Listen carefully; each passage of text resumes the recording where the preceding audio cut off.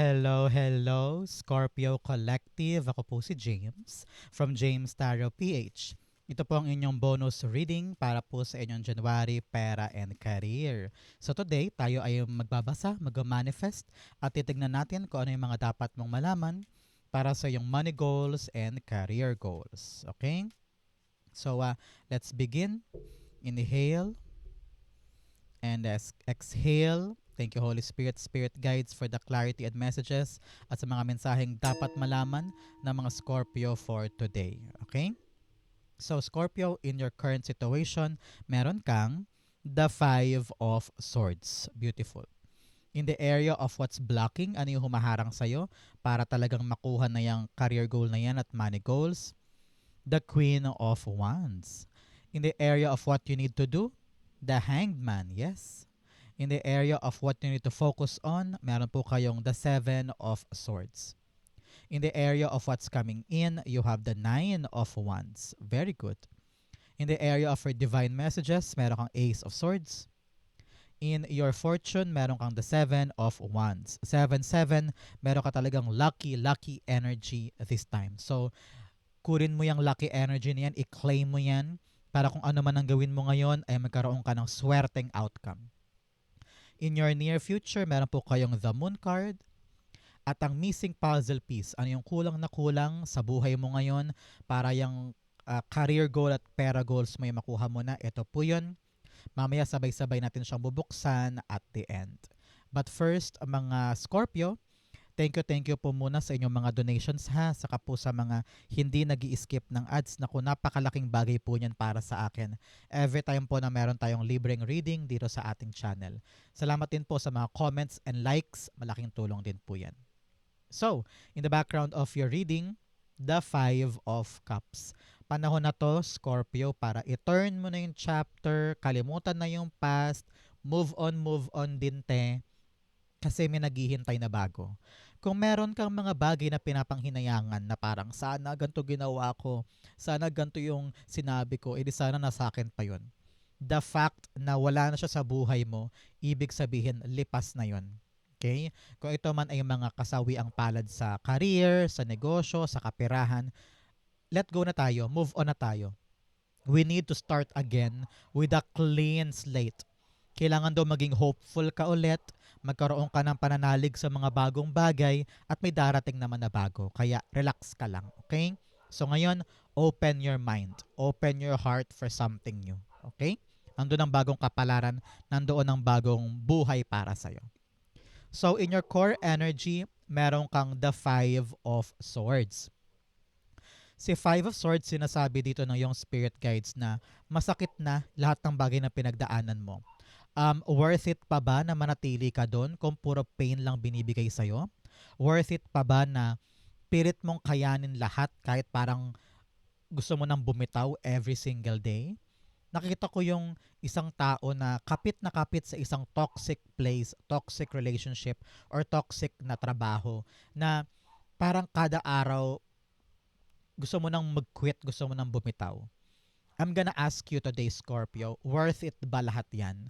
O panahon na para bumitaw at mag-move on? You have 5-5 here. Both cards are 5, telling you of change, pagbabago. Either bagong galawan, bagong mindset, or bagong lugar. Panahon na to for a great change para sa'yo. Okay? So, lahat ng iniyak mo dito, lahat ng struggles mo dito, worth it ba yan? O nagsasayang ka lang ng isang oras para sa bagay na puro pain lang ang dala sa'yo? Time na for you to really umiwas, move on, change course, no? So, you need to think about that this time.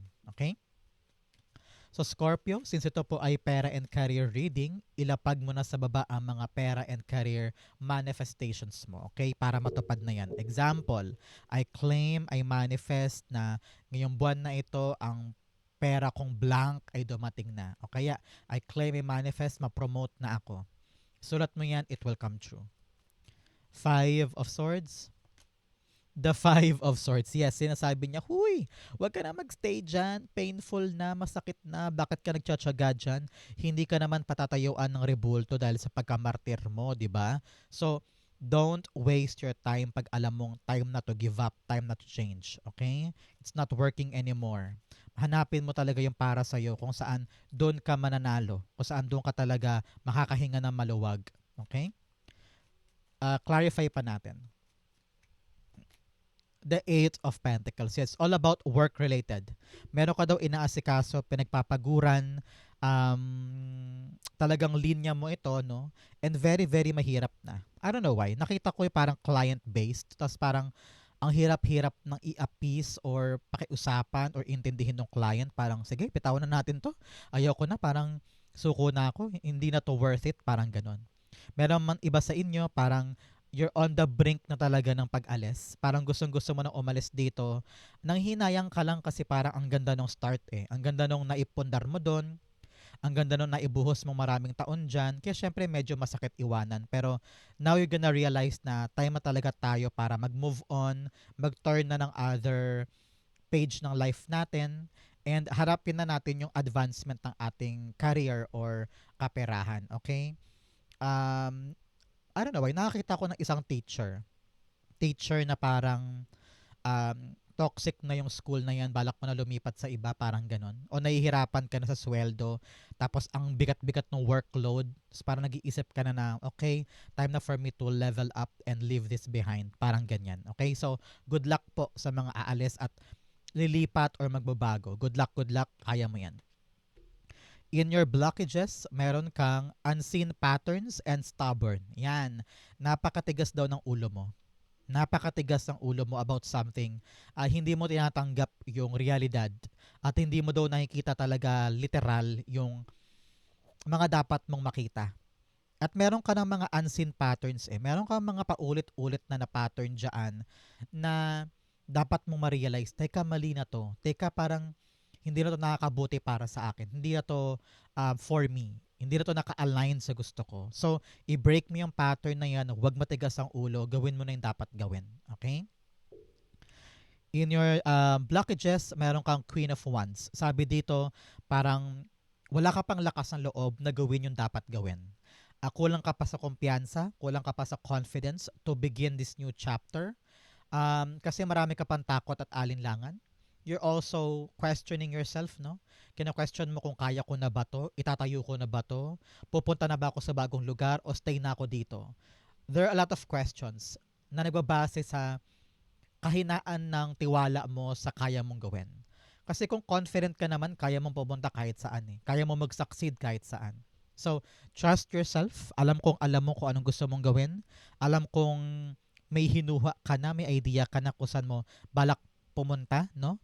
But nevertheless, sabi dito, laksan ng loob, think positive, believe in your own abilities, kayang-kaya mo yan. Okay?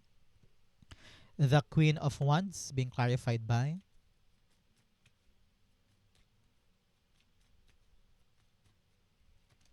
the Knight of Cups. Wow, wow, wow, wow. Meron daw nag-o-offer ng bagong bagay sa'yo. Nakita ko na may ginagawa ka ngayon, nahihirapan ka na, gusto mo nang bumitaw, tapos may nag-o-offer sa'yo na parang bagong pintuan na parang, uy, parang gusto ko itry dun na, pero kaya ko na ba? Yan, duda mo with the Queen of Wands. Parang, lilipat ba ako dun? Okay kaya ako dun? Parang, baka mas okay na ako dito, nahihirapan ako, yes, pero komportable na ako dito eh. Pero napaka-tempting ng bagong offer. So, now you need to be confident in yourself. Alam mo dapat ang worth mo. Alam mo dapat kung swak ka ba doon at kung deserve mo ba talagang abutin yon. You can answer for this. So, wag mo sayangin yung offer. Be courageous enough and maging spontaneous ka naman, maging adventurous ka naman, mag-try ka naman ng mga bagong bagay na maaari ikaunlad mo. Wag mo nang panghinayangan pa yung tapos na. May bagong darating, may bagong para sa'yo, take it, grab it, para sa'yo talaga yan. Okay? In the area of what you need to do, meron kang the Hanged Man. The Hanged Man here, sabi dito, kung talaga nalilito ka pa at hindi mo alam kung anong dapat gawin, kung anong dapat piliin, take this time para mag-pause muna. Pause muna tayo, hinto muna tayo, and let's think. Maaring magbakasyon ka muna, magmuni-muni, mag-relax-relax, para maisip mo yung tamang gagawin. So that you can come up on the right and best decision na bukal sa puso mo at kalmado kang gagawin mo. Kasi kung mapipilitan ka lang dahil gusto mong gawin yung bago for the sake of bago, baka naman bitawan mo rin yan. Kaya importante bukal sa'yo na gusto mo talaga yon. So ngayon, upo, mag-isip, palawakin ang isip para makita mo yung dapat na aksyon. Meron ka daw kinakaharap na problema ngayon, pero yung solusyon mo parang hindi gumagana, no? Parang walang nangyayari. Kaya importante talaga maupo muna para lumawak ang isip mo. Masyado ka ng saturated ang isip mo sa sobrang paghahanap ng solusyon eh. Kaya hindi mo makita talaga yung dapat. Kaya importante ngayon ay magpahinga, tumigil, para yung isip mo rin ay mapahinga at pumasok ka talaga yung right way and right solution. Okay? The Hangman, nakita ko rin dito, surrender, surrender. I-surrender mo na yung paghahabol sa mga bagay na hindi na para sa'yo. Hindi na worth it yan. Okay? The Hangman is being clarified by the Nine of Swords. Yes, talaga namang pinoproblema mo ito. Ang sakit na ng ulo mo, hindi ka na makatulog, naapektuhan na rin yung mental health mo. Buong araw mo na tong iniisip and kahit anong baling mo sa kama, hindi ka makahanap ng solusyon. So, panahon talaga to make a pause. Hinto muna yung pag-iisip. Larga ka muna, punta ka sa beach, punta ka sa probinsya ninyo, magliwaliw ka muna. Kung hindi mo kaya magbakasyon now, kahit lakad lang sa park, lakad sa mall, manood ng sine, manood ng yung magpaparelax sa'yo. In short, yung magpaparelax sa'yo, punta ka doon para lumiwanag ang isip at makita mo talaga yung totoo. Okay? Very important yan ngayon para sa'yo. Okay? In the area of what you need to focus on, meron po kayong the Seven of Swords. Kailangan mo daw mag-focus this time, Scorpio, sa pag-iisip ng bagong strategy. Bagong strategy and then huwag nang iwasan. I know sinabi ko na kailangan magbakasyon ka para makahinga. Mag-pause ka para makapag-isip. Pero babalik ka pa rin. So, don't avoid the issue. Don't avoid the problem. Para maisip mo agad-agad kung ano yung dapat mong gawin. Kung ano yung applicable solution na kinakailangan dito. Sabi ng yung spirit guides, kailangan talaga natin ng upgrade, makabagong paraan para this time around panalo ka na. Alam ko na dapat ka nang bumitaw dito kasi hindi ka na masaya, hindi na talaga siya workable or talagang hindi na nag-a-apply para sa iyo eh. Hindi na siya aligned kumbaga. So, kapag ganun na, pagkabitaw mo, mag-iisip tayo ng bagong paraan. Sabi mo, yes, this time around, I'm free. What do I need to do? So, mag-brainstorm tayo. Isip, ano ba yung dapat gawin na makabago. Huwag mo nang isipin yung mga dati mong ginawa. Hindi na yun makakatulong. We need a fresh, new take para magbago talaga ang daan for you. So, pag nagawa mo na yung mga bago na yan, at nag-try ka ulit, makikita mo, boom, magabago na yung kwento na yan. Ma-approve ka na, matatanggap ka na, mapipili ka na, yes na ang sagot. Okay? Seven of Swords being clarified by, yes, the Two of Wands, makabagong paraan. You are now stepping out of your comfort zone. Umaalis ka na sa isang sistema na paulit-ulit. Yes, you have pattern here, no? Talagang pattern to na paulit-ulit na try ka ng try pero may realize mo, ay, same lang din pala yung ginawa ko. So, ang outcome, ganun din. So, ngayon, you are about to break that chain. Mag-iisip ka na ng bagong strategy na crystal clear sa'yo ang paraan. Ready ka nang gumawa ng mga bago, mga unfamiliar territory, unfamiliar experiences na talagang babago sa'yo at magbibigay sa'yo ng growth and success. Siya nga naman, paano mag-iiba ang kwento niyan kung paulit-ulit lang? Kaya kailangan ng bago para bago ang ending, bago ang outcome. Okay? Kaya ngayon, importante upo, mag-isip, magplano, huwag magmamadali. Kung kailangan to ng mahabang preparasyon. Okay? Para hindi ka malingat, para hindi ka maiba. Kailangan buong-buo muna siya, crystal clear sa isip mo, lahat ng plano para walang delay. Okay? In your near future, meron kang voyage of the heart, love flows through you and to you. Sabi dito, mahalin mo ang buhay mo. Mahalin mo yung mga bagong bagay. Hindi porket nadurog ka ng mga past mistakes or past disappointments ay wala ka ng puwang sa'yo yung pagmamahal sa mga bagong bagay. the fact na nawala sa'yo yon in the past, dapat mas laksan mo ang loob mo na magmahal ng bago para mahalin ka rin ito pabalik at magkaroon ng growth at success para sa'yo. Okay? Example, nalugi ka sa past na negosyo mo, huwag ka mawala ng pag-asa. Yung bago mong itatayo, yung bago mong gagawin, mahalin mo rin yan. Baka kasi this time around, gumana na siya. Okay? You also have joy and delight. Open your heart to joy. Just enjoy your life. Wala masyadong malalim, wala masyadong dinidibdib. Enjoy your life. Okay? In what's coming in, meron kang the 9 of Wands. Yes, maraming beses ka nang nadapa, maraming beses ka nang napagod, nag-fail, lahat na sinubukan mo pero yun pa rin ang resulta. Pero ngayon, pagkatapos mong bumitaw, pagkatapos mong lumayo at makapagplano ng mga bagong bagay, ngayon magka-try ka ulit. Maaaring sa ibang lugar, maaaring sa ibang bansa, maaaring sa ibang field, pero you are about to try again para sa buhay mo. And this time around, gagana na yan. Kaya nga sabi sa'yo, try mo lang, subukan mo lang, ipakita mo lang yung makakaya mo, baka this time around gumana na. Baka this time around magbago na yung kwento ng buhay mo. And ito yun. Pinapakita sa'yo ni 9 of Wands, of all the experiences na iniyak mo, na kinadurog ng puso mo, meron ka pang isang makakapitan na chance. So get that chance for you to change your life. Okay?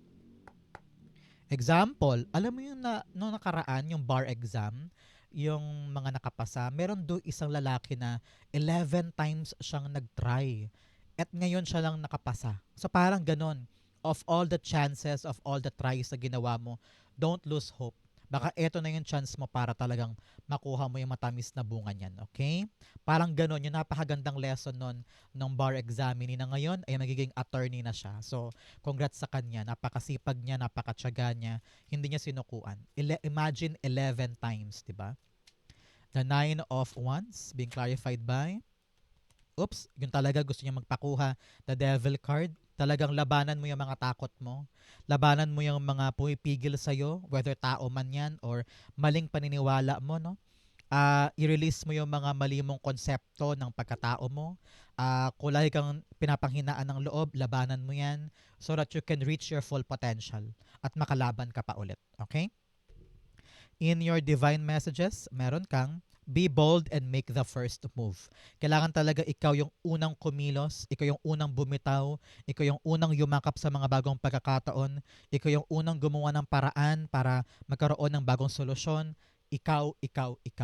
Your move will determine the growth of your life. Okay? You also have work through your fears. Yes, ito yun. Labanan mo ang mga takot mo, mag-try ka ulit. Huwag mo isipin na yun nangyari before mangyayari ulit, no? Ang maling konsepto yan. Learn to be brave. Labanan ang mga dapat labanan, especially yung mga nega sa paligid, no? Ignore mo sila and work on your progress, work on your success. Okay? In your divine messages, meron kang the Ace of Swords. Si Ace of Swords sinasabi dito, dapat malinaw daw sa'yo kung para saan tong nilalaban mo. Itong pag-try mo ulit. Siyempre, maraming beses ka nang nadapa, maraming beses ka nang talagang nalugmok dyan. Pero ngayong babangon ka ulit, nag-try ka ulit ng isa pang beses, para saan? Dapat daw malinaw yan. Bakit? Kasi para hindi mo sukuan. Kasi kung malinaw sa'yo yung dahilan kung bakit mo to ginagawa, tatapang ka, lalaban ka lalo, malulusaw itong devil energy. So parang ganon. Your intention should be clear. Your plans should be clear. At kung bakit ito ginagawa should be clear. Okay? And you need to win this hanggang dulo. Ganon si Ace of Swords. Ilalaban mo hanggang matapos yung giyera. Hanggang matapos yung journey na yan. And you need to win. No? Kailangan mong ipanalo ito. Hindi lang kasi to para sa'yo eh. Ramdam ko. Para din to sa pamilya mo. Para sa mahal mo sa buhay. No? Alam ko na malaki tong laban na to. Kaya sinisipagan mo ngayon. Kaya open yourself to new things. Tama na yung pag-iyak mo sa nakaraan. Maliwanagan ka na hindi na to para sa'yo. At may bago pang naghihintay. Okay? The Ace of Swords. The 7 of Pentacles. Yes, kailangan clear sa mind mo kung ano yung mga matyaga mong hinihintay na magbunga. Meron kang mga hinihintay, example, mapatapos yung bahay, mapatapos yung paglilinis sa farm, mapatapos yung mga anak sa school, meron kang hinihintay na mangyari. So, dapat yung mga plano mo klaro hanggang sa maabot mo yung bunga. Very, very simple advice sa'yo. Everything should be clear para alam mo yung drive mo sa paghihintay ng mga to na magbunga sa'yo. Okay? In your fortune, you have Kangaroo, unsettled times need to plan ahead. Panahon daw para magplano ng pangmatagalan. Make sure na lahat to ay konkreto at crystal clear. Okay? You also have, at sabi din dapat daw practical yung plano. Hindi pwedeng, example, balak ko maging singer, mag-a-apply ako sa American Idol agad-agad. Dito muna tayo, palakasin mo muna strength mo dito. Kailangan yung doable, kaya mong gawin ngayon, okay? Para practical, para hindi ka naman ma-overwhelm doon sa needs sa'yo nung wish mo, okay? Be practical lang. You also have tortoise, slowly but surely getting ahead. Dahan-dahan lang daw, relax lang, paunti-unti para tama ang action mo. Okay? Para hindi ka magkamali, para walang delay lalo, at hindi ka magkamali ng hakbang. You also have both money or property through an inheritance, winning, or windfall. Wow, i-claim mo to. Meron daw pong darating na pera or property mula sa isang inheritance, sa isang panalo, or isang biglaang perang paparating. So congrats po, i-claim mo to para sa'yo to. You also have rooster, an arrogant, boastful person you should not cross. Nako, meron ka daw tao sa buhay mo na arrogante, mayabang, matigas ang ulo, na wag mo na daw harapin pa, i-ignore mo na lang siya para hindi ka mahirapan. Okay? In your fortune, meron kang the 7 of Wands. 7 of Wands, nakita ko dito, mapapatunayan mo sa kanilang lahat na tama ka sa isang desisyon. Meron kang pinapanindigan meron kang isang desisyon before na lahat ng tao siguro ay against sa gusto mong yan, pero kumapit ka, no? Parang, hindi, gusto ko to. Ilalaban ko to, gagawin ko to. Siguro meron kang ginawang money goal or career goal dati na talaga namang lahat ayaw, pero ikaw kumapit ka pa din at ginawa mo siya. Ngayon nakita ko na mapapatunayan mo sa kanila na tama ka. So, sa pag-accept mo ng bagong bagay, pag-move on mo, meron kang isang matibay na desisyon, nakakapitan mo, at talagang you're gonna feel good para sa'yo mo. Ay, parang okay to parang workable sa akin to, na kahit maraming tao sa paligid mo ang nagne-negate or umaayaw sa gusto mong gawin, okay ka pa rin. Papanindigan mo kahit solo ka lang, parang ganun. So, good luck and congrats. Talaga namang you're gonna be happy with this decision and you're gonna prove to everybody na ikaw ang nasa tamang lugar pagdating sa bagay na ito. So, congrats po. Proving yourself. Pag talaga napatunayan mo sa kanila na tama ka, ang sarap-sarap sa feeling niyan. Promise. Okay? 7 of Wands. The Justice card. Yes, babalik sa iyo ang hustisya. Talagang binibigay sa iyo ni God yung justice about something na minaliit ka siguro before, no? Na parang lahat sila minaliit ka, tinuligsa ka, dinown ka, pero ikaw, you continue working hard for something to arrive. Sabi mo, balang araw, mapapatunayan ko sa inyo, tama ako. Boom! Dumating yung hustisya na yan. So, kakampi mo ngayon yung kapalaran. Parang binibigay sa iyo yung deserve mo because you worked hard for this. So, congrats, justice is coming. Hustisya is coming. You're gonna prove to everybody that you're on the right path within your life. Congrats po. In the area of your near future, meron po kayong the moon card. Eto ka na naman, Scorpio. Siyempre, patungo sa future. Maraming mga bagay na hindi sigurado. Maraming mga bagay na hindi mo alam kung anong gagawin. Kung ididiretso ko pa ba o aatras ako. Pero dito sabi, kapitan mo yung intuition mo. Alam mo kung anong dapat mong gawin kahit pa malayo or malabo yung dako paroon. If you know what you want, itutuloy mo to and just believe in your faith na itutuloy mo siya hanggang dulo at makikita mo rin yung sagot. Some of you, maraming questions ngayon. Marami ka sigurong tanong, bakit ganito, bakit ganyan, ano nangyari dito, bakit hindi to matuloy-tuloy, bakit ako iiwas, bakit ako tatanggap ng bago, bakit nawala itong mga to. The answers will come in the near future. At yung mga answers na yan, magpapanatag sa'yo na parang, okay, now gets ko na. Ito pa talaga yung gustong ipagawa sa akin ni God, kaya pala nag-redirect ako. So kung ano man yung mga natapos before, yung mga nasayang before, mga nawala, the answers will give you the clarity. And it will give you yung calm feeling na, okay, now gets ko na. Makakalaya na ako sa mga questions ko kasi naiintindihan ko na. Parang ganyan, okay? The moon cards being clarified by The Hanged Man, yes. The answers will come. Sa lahat ng mga sinakripisyo mo, sa lahat ng mga sinurrender mo before, na bumalik na yung hustisya ngayon, talaga namang things will fall into places.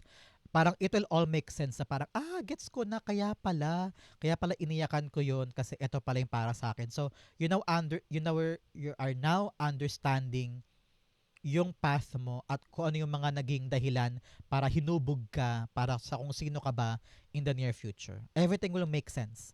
Kaya ngayon, surrender to God, surrender control, surrender yung pagpuwersa ng mga bagay-bagay and let it happen.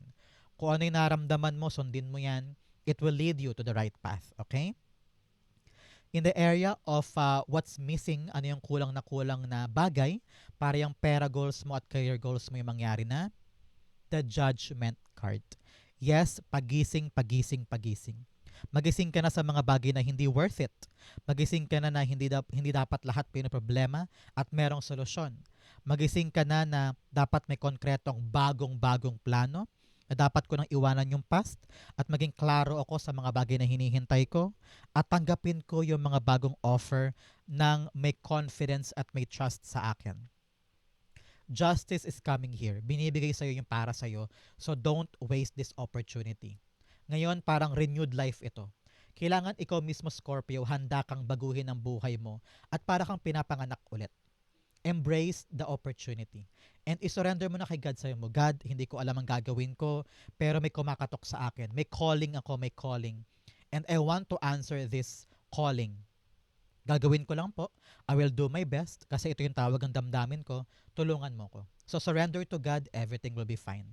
And do your diligent work. Gawin mo lang yung mga kaya mo at makikita mo na dadalhin ka nito sa tamang proseso. Okay? Judgment card. The Nine of Cups. Yes, alam mo na, Scorpio, kapag lumalabas si Nine of Cups sa aking mga readings, panahon na to para mag-wish ka. Go now, pikit-pikit na, mag-wish ka na, it will be granted for you.